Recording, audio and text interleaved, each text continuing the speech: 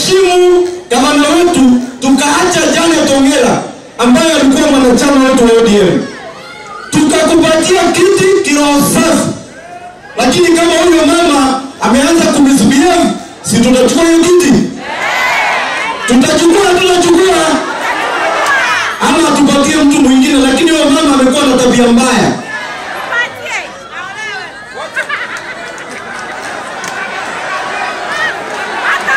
Haya. Niseme. Sisi kama wana ODM tumesema Raila hawacha kuwa na roho nyepesi. Mamaima atakuja sasa 2026 aanze kusema Raila amsamie mpatie tikiti.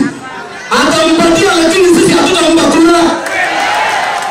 Kama mamaima hawezi kuacha tabia mbaya na ujinga yake kidogo, hatuwezi pea yeye kura.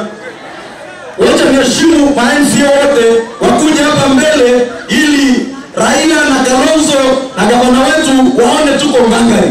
MCA wote tafadhali mkuje.